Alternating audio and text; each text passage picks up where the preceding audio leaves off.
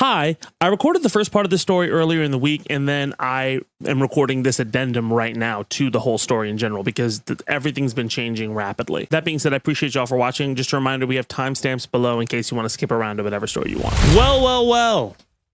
How the turntables. After weeks of intense speculation and coconut pilling, Kamala Harris has finally announced her VP pick, Minnesota Governor Tim Walz. This has become a pretty public whirlwind of a vetting process in the midst of a rapidly changing presidential election in which Kamala Harris has suddenly become a legitimate contender against Donald Trump. The polls have been getting more competitive.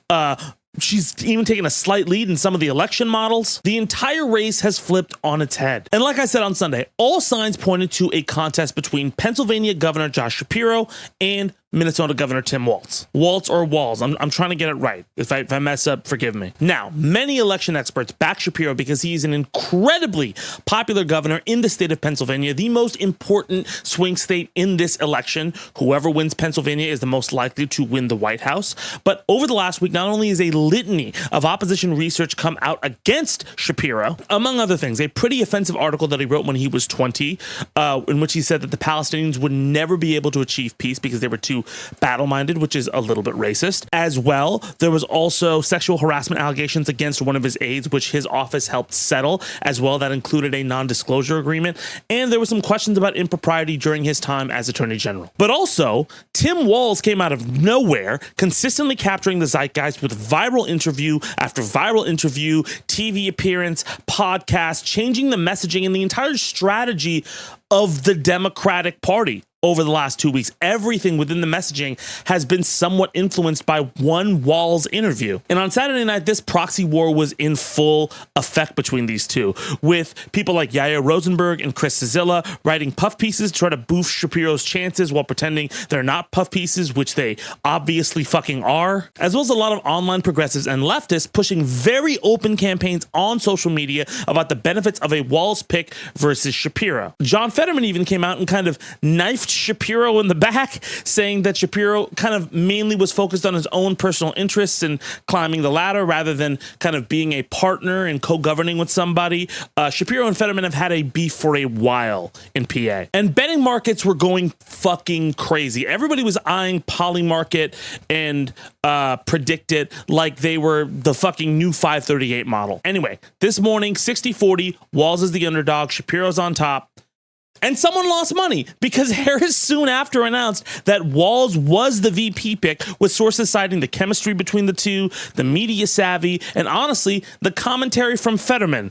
That fucking stings. But clearly Harris was trying to look for something of a messaging partner. Apparently she had been in clear contact with both Biden and Barack Obama about the decision. And for a lot of people, it was a big shock, even people who were rooting for Walz in general. Now, I am going to say this before we go further, so people understand that I'm trying to be nuanced about everything. There is surprisingly a lot of tensions around this pick, like a lot of tension. I'm going to be as honest as I can and list the advantages and disadvantages of something, because I do think that Twitter or X or whatever the fuck, a lot of people are conflating things as a perfect versus an imperfect choice. It's just a choice. There are good and bad things about that choice. And with that being said, I'm also going to talk about some of the stupidest arguments against the choice. That's why I'm trying to be nuanced, because some of the arguments are just really fucking stupid. And just in case somebody tries to conflate my criticisms with anti-Semitism, I'm just going to go ahead and say this. Josh Shapiro's Judaism and faith would be an asset to a presidential ticket. The community and culture and the specific experience you have growing up in America as a Jewish person is often treated like a punchline or an oblique ritual rather than a common integral part of American culture and the American identity and dream. Acting like it doesn't exist or is somehow a liability, or criticizing Shapiro's stance on Israel while ignoring similar other politicians' stance on Israel who are not Jewish, conveniently, is pretty fucked up. All right. That being said, Joe Scarborough is still full of shit, but I just wanted to put that out there. All right. So Kamala announces her pick, and almost immediately, culture war attack lines start on Walz. Like I said on Sunday, his handling of the George Floyd protests are probably their strongest punch. But later in the day, we get a full rally with Shapiro, Harris, and Walz all on the speaking stage. Shapiro's up first. Every single day, I go to work for you. I put my shoulder to the wheel, and I focus on 3 simple letters in our alphabet. G-S-D. I focus on getting shit done for all of you.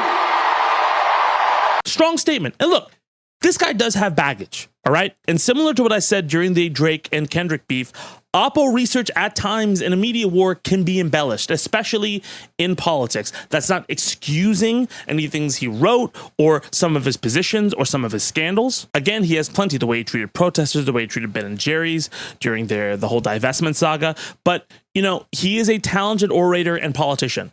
There is a world in this speech where you see him as a real threat to Trump attack lines, especially in PA. And then I think it's important to acknowledge that. There have been some embellishments on some of his positions, and I've seen them grow and exasperate over Twitter over the last 48 to 72 hours. So I am just saying, like, there are things that I looked up and reported that somehow got woven in the game of telephone started. But again, dude did come out swinging, trying to unify the party. If I hear you right, and I think I do, you're chanting, he's a weirdo. If you're chanting, he's a weirdo, then you heard of my good friend and our next vice president, Tim Walz. Because Tim Walz is a great man.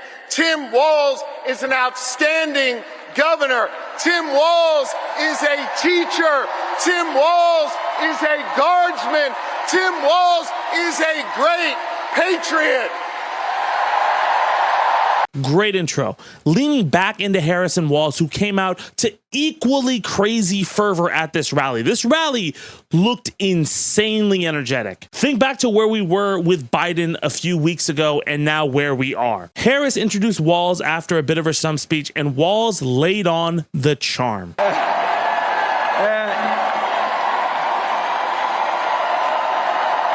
What a treasure you have in Josh Shapiro. Also, I have to tell you, everybody in America knows when you need a bridge fixed, call that guy. These guys are after my heart, chanting, mind your own damn business. That feels good, so thank you. Look, and make no mistake, violent crime was up under Donald Trump.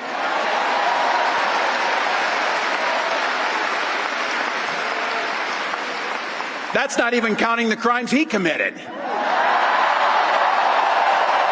Oh, shit. And again, that is the benefit here. Shapiro is a talented politician. He is very good at fiery speeches and playing within the lines of what the game of politics is. But Walz is just a straight shot. He is talking to you very normally, very congenially.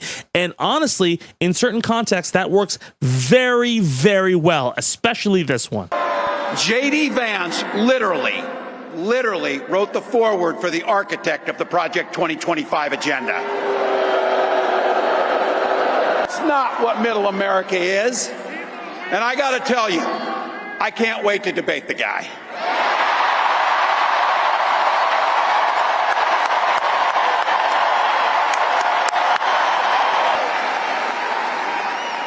That is if he's willing to get off the couch and show up. So, you see what I did there? That's a clip circulating everywhere, obviously calling JD Vance a couch fucker. And that is effective because Walz delivered it relatably. There are 1,000 politicians, including Harris herself, who would have fucked that up. I think Josh Shapiro probably would have fucked it up too a little bit. The tone doesn't play the same, but Walz is affable. His character, his presence on stage helps sell that, including with the, you see what I did there? It's the dad joke energy, and I'm not kidding when I say that really just does sell that joke across the line and make it some funny, fun shit talk versus something that feels mean-spirited. Does that make sense? And that's kind of what I think the pick and the overall night in the speeches kind of showed. Right? Very quickly, I want to give a quick shout out to the sponsor of today's show, NordVPN. I've been a NordVPN customer for about 3 years at this point, and it's been an essential part of my internet experience ever since I first signed up. Not only is it fast, reliable, and easy to use, it's one of the best VPNs on the market to use because of its threat protection, because of how it protects you from middleman and malware and phishing attacks, and it's given me peace of mind when dealing with my ISP who likes to monitor everything that I do, everything that everybody does. Your ISP is always looking at you. Like right now, your ISP is like, hi. And NordVPN has a strict no log policy, so they're not going to take any information down. As well, if you're trying to watch entertainment or movies in another country, a VPN is a great way to bypass that little region restriction and get to watch some of your favorite movies that you may not get to watch otherwise. It's also amazing for traveling. During EVO weekend, I had NordVPN on the whole time, trying to make sure I could get everything together the day before the event. And that's not a responsibility issue, but especially on vacation in different places, it's good to know that you have your data secured instead of people looking in on everything you might be doing. It's also very easy to get Nord on your phone. Just a quick link from your browser and you're ready to go. And again, having your independence on the internet as well as your safety on the internet be paramount is essential. And I think Nord is the perfect tool to make sure both of those things happen. And if you go to nordvpn.com/Zed right now, you can get a huge discount on a Nord subscription and a free 4 months on top of that. So listen, if you want more control of your internet, if you want to be able to watch stuff in different regions and not have to deal with all those restrictions all the time, and if you want to support this cool little news wrap thing that I'm doing here, go to nordvpn.com/Zed, get a huge discount, 4 months free, and take it into your own hands. Now, back to Zed Talks. I think the conventional wisdom about how politics operates isn't taking into account long-term social trends, which at this point, we have enough data to be quantifiable. We kind of like to look at the race as it is now, the hardline data numbers, because politics can get emotional. And sometimes people get siloed into their own bubbles and don't look at any outside information. So you can think one sample size is how the entire country feels when it's, inaccurate. But again, we have enough data now since the social media revolution started in the early aughts to know the way online messaging and stories take on a life of their own and can damage and can boost candidates. They don't have immediate electoral consequences, but they are stronger electoral consequences now than they were in 2020 or even 2016, mainly because all marketers know people will take online talking points and bring them with them into the real world and social interactions. A lot of online marketing and messaging is trying to queue up specific social things that you will encounter and will immediately create a sense memory to remind you of the product or the social cause or the identity of something that speaks to you. They're not perfect, but I'll give you an example. Everybody knows about the fucking couch story, the rumor about JD Vance and the couch. It has been memed, written about, slyly mentioned everywhere, right? Acknowledging it with that reaction is a clip that will spread like wildfire, not only over Twitter, but people hanging out getting lunch. People being like, oh, did you see this clip? Did you see this? Did you see this? And that will spread everywhere. It's already being put into messaging from the campaign. Those kind of memorable moments stick with people. They come up in just random situations when people are trying to be social. I think the point I'm trying to get at is social media occupies a different space than it did literally only a few years ago, and it's a more important space. I know we're exhausted by it, but we're exhausted by it because it's a big part of everybody's lives. It's in our face all of the time. And the other messaging of Walz is that he is a good contrast with Kamala. He is more rural based. He's a normal everyday white dude who you would find at Home Depot and help you build a fence or tell you about grills like really passionately. A lot of the criticism that he got was, if you look at the crosstabs and the polls that he's had or his elections in the past, the voters who have kind of built his coalition aren't necessarily rural voters overall. But I think a big thing that Kamala and the people are talking about is that he's easier to kind of rebrand and build into the campaign, as well as his messaging is effective with a machine behind him to try to push that out. And his branding on the campaign hits differently ever since the weirdo thing dropped on a national level. Boosting clips of him talking and the way he talks about things makes him and the campaign itself seem less elitist, which is part of the culture war attack Republican strategists like to play. And that gives you an up. When Trump sends out a message saying that he's going to destroy America, and you see the dude like holding like a piglet, right? Those kind of branding messaging tactics, right, undercut a lot of attacks. That doesn't mean Trump can't make things stick. Obviously they can, but it takes longer, right? You have more armor class than normal if you play nerdy shit like I do. And that brings me to the criticism of Walz, because there is some. I know that a lot of people like this pick. I think this pick is a strong pick, but you can't ignore all criticism that's coming out of this, because there is some that's very legitimate and some that is very batshit as well. First off, he's not perfect. His response to the George Floyd protests isn't nothing, as well as, you know, his decision of when to deploy the National Guard, and his response to protesters and other commenters on Israel will give far left influencers stuff to kind of tack on, and you can kind of see some of them already switching to that tack a little bit. He also does seem a little bit nervous, right? Like, even if you see his demeanor, he's still really funny, can still punch, but there is a totality of this, and you can see it on his face when he's in the middle of these things where it's like, oh shit. And then there's the anti-Semitism allegations,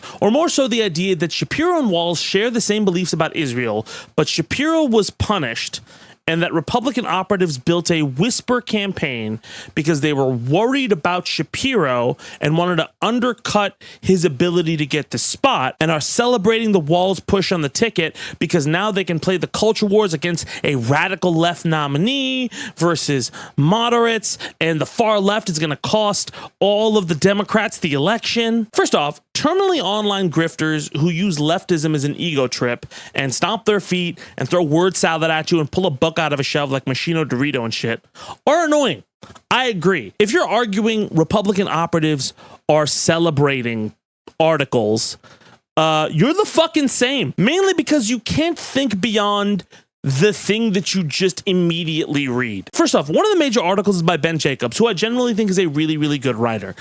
But this even if I hated Walz, this is just bad follow through on journalistic grounds. We are cheering, said one veteran Republican operative, opining that Harris picked the weakest possible running mate on Harris's short list. Republicans were in need of a lifeline this week and are also thrilled that Kamala Harris is willing to give one to our side in our moment of need. For them, it was a no-brainer. Shapiro would have taken Pennsylvania off the table, said the Washington Insider. One longtime Republican strategist described the Minnesota governor as arguably the most pro-China Democrat not named Hunter Biden, and thought that Walz's views on the issue would be more political kryptonite to the industrial Midwest. They don't realize that arguably the most salient issue uniting everything in the Midwest, from fentanyl to deindustrialization to the culture wars, is China. They just picked the biggest China dove possible to be vice president for Kamala Harris. Okay, all of those to some large degree are generic fucking talking points. And I'm getting more and more angry that after 8 full election cycles, on the 9th one, we still haven't figured out how campaign operatives bullshit when they don't have a specific marketing strategy to counter out a VP pick or whoever gets the nomination. This shit has been going on since Obama and McCain. Of course, they're going to come out and fucking say this when their camp has been bleeding in the polling average every day, including today, especially when the entire Veep stakes has been on fucking line and spelled out as clear as day. Well, Josh Shapiro gets you Pennsylvania, or you get Tim Walz, and the sides are very clear. They know how to deflect. And of course, they're going to say this when their current strategy of trying to stick messages to these two candidates has not been working. It fucking hasn't. Even if a Republican source told you that, it would be smart if you checked that against the current lines of attack and reasoning from sources within the other campaigns, which I know you have been, alongside Shapiro himself. And I'm not saying, well, check with Kamala Harris before you say anything. She won't lie. I'm saying that everyone lies. Why would you print the words as if they're sincere when it's political operatives, bro? Like, they have the most sincere reason to bullshit. Even the way this is phrased sounds like something someone would print in a fucking press release and release for like, hey, can you pay me $5 now? They've been doing this shit since the fucking JD Vance announcement. The Democrats did this when JD Vance was announced. One activist from the MAGA wing of the party basically dismissed the pick. This is basically Midwest Tim Kaine with more baggage. That's objectively a stupid thing to print without even challenging it. I've heard that a lot, like he's Tim Kaine. What the fuck are you talking about? Tim Kaine was bad at press and oration. That was literally an inoffensive pick to be like, well, Hillary Clinton has a person there. That's just a person that's there. Press and media interviews, oration, and background are like a large percentage of why fucking Walz is what they're picking. They feel those things will help them if they're nationally marketed to everyone. Do you understand? That's like saying Harris is like Hillary Clinton because they both wear pantsuits. They're completely different politicians. This is like film bro Twitter, how behind it is on basic messaging strategy. And again, for anybody who feels like this wasn't an adult in the room decision, this was the Democrats getting scared and ceding to leftist ideas because they can't stick to their guns and keep their eye on the electoral prize like Yair and Chris Cizilla. Yo, shut the fuck up. First off, it is an incredibly childish thing to ignore all of the arguments about opposition research with the sexual harassment allegations and the problems and the allegations he had while he was attorney general, which is a boon for any opposing campaign, and then go, oh, it's just anti-Semitism fueling the problem. What the fuck? Shapiro didn't do a single at-length interview from the time he was tapped, which was soon after Biden dropped out and there were murmurs, to now. He downplayed every media appearance where he was asked. Walz was all over the fucking place. Okay?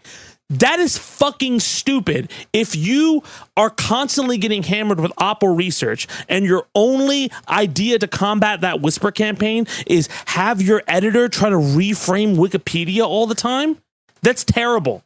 That should be disqualifying. It is political malpractice at this scale. You're telling me if anything breaks or if he has to deal with bad messaging, he's just going to hide away? Biden was criticized for this. Hillary Clinton was criticized for this. If Walz is going out and attacking in the middle of that, that's basic broadcast media 101. The main messaging Shapiro had for his whole campaign in the Vucsic was, it's me.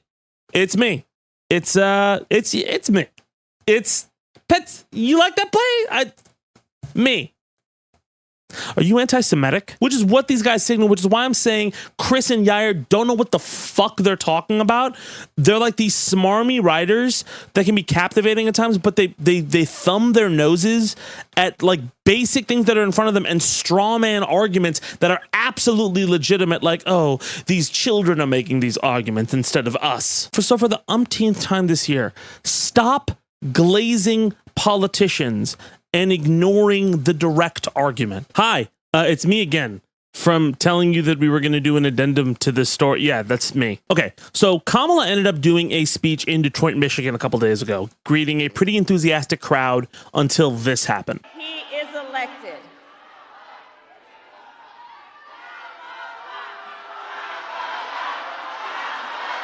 It's all good.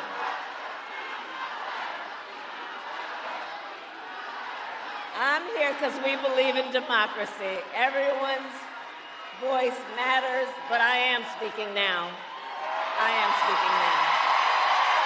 The climate crisis, and he intends to end the Affordable Care Act. You know what? If you want Donald Trump to win, then say that, otherwise I'm speaking.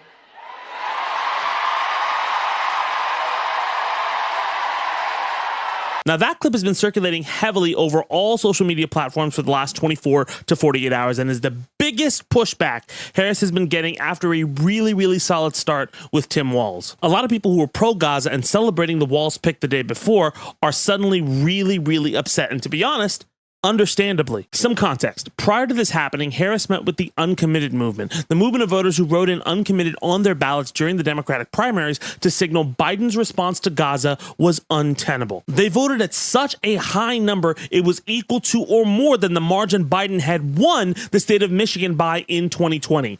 And that is serious business. So this isn't nothing.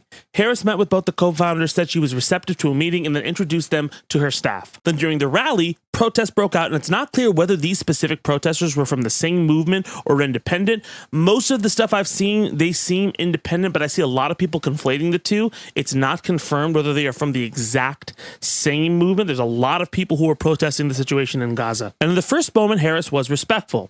But in the second clip you saw, she was incredibly callous and disrespectful. So yeah, backlash ensued, as well as some people touting Harris's response as being the response of a strong leader. A lot of super leftist people throwing shade at Harris, saying, oh, actually, this is what she really thinks. She's completely full of shit. With the uncommitted movement actually releasing a more detailed version of their meeting right after that point the rally broke, saying one of the founders broke down in tears when she met Kamala, and both the founders were thankful to Harris for hearing them out on their points. Then Phil fucking Gordon, who has the political instincts of Wile E. Coyote with a stick of dynamite, released a statement saying that Harris was not open to an arms embargo, as she has said, trying to shore up Harris's credentials on Israel. So for reference, Gordon is the current national security advisor to the Biden administration, to which the uncommitted movement released another statement recounting the events again, saying we are looking forward to meeting with Harris and figuring out a way to stop sending weapons to Israel. By the way, this is just a bunch of political subtweets going on around this entire campaign. So if I'm reading the tea leaves here, where uncommitted stands is they see a path forward with Harris and they fucking hate Biden. The Biden administration is trying to hedge bets with Gordon on the attack so they don't upset their own foreign policy interests. And even after that, Harris tried to issue a statement trying to assuage fears for both people who side with Gordon and people who are part of the uncommitted movement. And I think she's trying to signal that she's more receptive on Gaza, but that clip is not helping, and she needs to do it in a way that doesn't signal that clip. I think she lost her temper, and the campaign clearly needs to figure out a better way to do that, because those protests aren't going to stop. Secondly, I think the backlash around all of this is a little bit interesting. So number one, I think there's a fight going on in the Democratic Party that we're not entirely talking about. Like, I think we just think the two sides are, these people are being performative on Gaza. These people only want to vote in this system so they remain comfortable. No. I don't think those are the two sides necessarily who are beefing right now. I think everybody's framing it as either you're a liberal or a leftist, and those are the two sides fighting. Here's what I think it actually is. I think there are actually four types of people right now in this whole coalition. You have liberals and you have leftists. And both of those groups are genuine and believe what they believe because they're trying to do the right thing sincerely. And then you have anti-liberals and anti-leftists.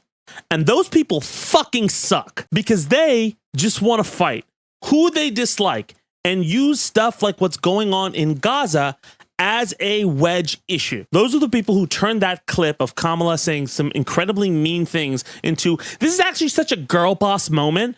Those are also the people who defended Biden not dropping out. Those are the people who salivate whenever they see any tie with Israel to tell people not to vote. They're looking for any cynicism that can validate their opinion. And those are the people who love to use genocide when it suits them, while at the same time tweeting praise for Maduro, who literally starved his own people. And this is important because I think who you engage with is important. There are a couple creators who came up on my TikTok page who were pretty aggressive in saying things I absolutely disagreed with, right? And these days I'm trying to see who's performative. So I went back just to check, is this person being performative or not? And they weren't. They were pretty consistent in their feelings and how they came about their opinions. And they were genuinely heartbroken over Gaza. Even if I dislike the way they're saying things, even if I think what they're saying is detrimental to what I think is best for the country moving forward, I think they are absolutely honest. And I think they're speaking out of good faith because their goal is to try to save their people who they love and their family and their culture, versus people like Machino Dorito, who's trying to save money for his book collection to tell you how fucking smart he is. Another way to put it, some people criticize Democrats because they want to help Gaza. And some people want to help Gaza just so they can criticize Democrats. Do you see what I'm saying? They aren't the same. And again, likewise, you have a lot of people who want to beef with leftists and ignore Gaza specifically because they feel like expunging that side of the party is going to suddenly fix everything, and it's going to be just reasonable voters all the time. Like, oh, why don't we just, it's just so much cleaner. And by the way, why don't you pull up your pants? You know, when I was younger, I was also a radical for the side of justice. Also, cut your hair, you commie. And so I think, look, if somebody is very aggressive about their feelings around voting, around Harris, around Walz, around everything, but you can tell they are genuine. They are genuinely worried about their people or just people overseas, that it's a sincere feeling. I think it's worth engaging with them because you both are trying to figure out how to save and help people. But if they're just using their activism to just beef with people who aren't on the same political team as them, like that's partisan hackery. It's like the literal definition of it. It's not for the people because they have tons of excuses for why they have double standards. I think Yair Rosenberg and Joe Scarborough are one of those people who are just beefing with people who don't have the exact political philosophy they do, you know, as are a lot of leftists on TikTok, like Machino Dorito, like a lot of them. It's their cynicism is in service of chaos. It's that fetishizing revolution stuff I talked about. And look, I am not saying if you are a leftist or a liberal or any of that, that you are these people. But I do think it's important that if you feel insulted by me saying that some people are performative and just want to see things burn, and that's why they're being activist, I think you need to understand the ways in which you can be of service to your cause and trying to remove the ego from it, right? And I'm not immune to it. There's plenty of times where I've tried to be activist about certain causes, and the way I've went about it is very like me-centric. It's very egotistical. Like, how does, like, I feel good because Zed is defending this thing. And it's not about me. It's about other people, and it's about helping them. And that should always be something you're checking. And if you're not checking it, then you get shit like we have right now. I just want to say that because we're going to just have a lot of opinions flooding in over the next few weeks, up until the debates, up until the conventions. It's going to get messier and messier as people want to throw their 2 cents in. And I think it's worth having conversations and engaging in good faith. We should all just engage in good faith. But anyway, that's my thought. Let me know what you think in the comments. And that is our incredibly long show. Thank you so much for watching. We're going to be back on Sunday with Freestyle the News. And my name is Tabani. Thank you guys so much for watching, and I'll see y'all soon. Let's go.